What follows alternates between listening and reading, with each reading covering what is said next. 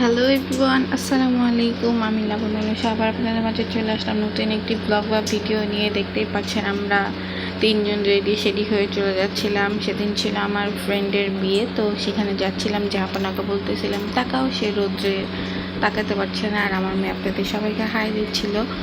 তো আমরা সেন্টারে এখানে চলে গেলাম, গিয়ে দেখি আঙ্কেলের সাথে দেখা, তারপর আঙ্কেলের সাথে কথা বলে দেন সেন্টারে আমরা ভিতরে যাচ্ছিলাম।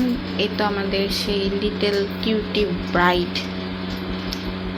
সেদিন ওকে অনেক সুন্দর লাগতেছিল, মাশাল্লাহ মাশাল্লাহ। তারপরে যে আপনাকে বললাম চলো আমরা ভিতরে চলে যাই। তো এই তো বাপ বেটি কে কত সুন্দর লাগতেছে মাশাল্লাহ বলে যাবেন। তো ভিতরে চলে গিয়ে দেখি আমার সব ফ্রেন্ডরা মিলে ফটোশ্যুট করে উড়াই দিতেছে। তারপরে এখানে সব ফ্রেন্ডরা দাঁড়ায় ছিল, তো ও এখানে দাঁড়ায় বউ হচ্ছিল, আর ইনে এত চিন্তা করতেছিল কখন আমার বাবা হাতটা ছাড়বে আর আমি স্টেজে তোর দেবো। তো এই তো উনি স্টেজে তোর দিছে, তার বিয়ের স্টেজ অনেক পছন্দ। সে এখানে খেলাধুলা করছিল, আরেক বেবি এসে ওটা মারতেছিল। তো বাই দা ওয়ে বাচ্চারা থাকলে এমনই হয়। তো সেখানে বসে বসে পোজ দিতেছিল। ওর বাবা ওকে ছবি তুলে দিচ্ছিল, আমি দেখাচ্ছিলাম যে আপনাদেরকে ওর বাবা ওকে ফটোশ্যুট করে দিচ্ছে। দেন ওর মামা চলে আসে, তো আমার ভাই চলে আসে। তো সে তো তার মামাকে পেয়ে অনেক হ্যাপি।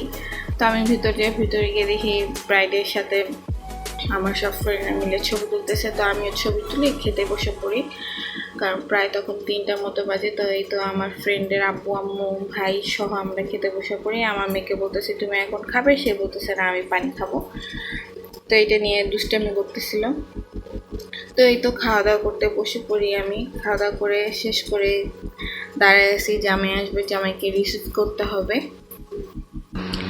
তো আর কিছুক্ষণ পরেই জামাই চলে আসে এবং কি বাবাও চলে আসে। তো আমি জামাইকে ভিডিও করার জন্যই ছিলাম, কারণ সেদিন অনেক গরম ছিল, টিকা যাচ্ছিল না বাহিরে। তো মাশাল্লাহ এই তো আমার ফ্রেন্ডের হাজব্যান্ড, মাশাল্লাহ মাশাল্লাহ ওদের দুজনকে খুবই সুন্দর লাগতেছিল সেদিন।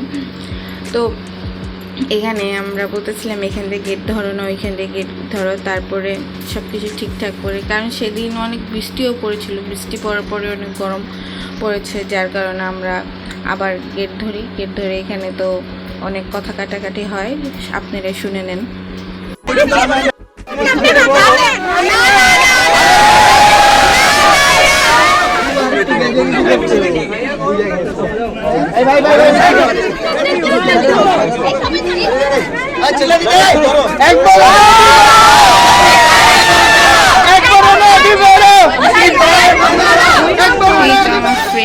ফ্রেন্ডের হাজব্যান্ড মাশাআল্লাহ ওদেরকে খুবই সুন্দর লাগতেছিল।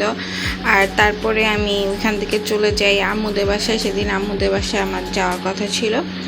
তো সবার কাছে বিদায় নিয়ে আম্মুদের বাসায় চলে এসে এখানে আমার রান্না করতে হচ্ছে, কারণ ভাই আমার হাতে ইলিশ পোলাও খেতে চাইছে অনেক দিন ধরে। তো আমি এখানে একটু ট্রিক্স খাটে ইলিশের সাথে চিংড়ি মাছ দিয়ে আমি পোলাও রান্না করেছি। আর এখানে ভাইয়ার জন্য মুরগি ভুনা করছিলাম, সেটাও ভিডিও করে নিয়েছি। আর আমি কিছুদিন আগে ভিডিও শেয়ার করেছিলাম যে আমি ইলিশ পোলাও রান্না করেছি।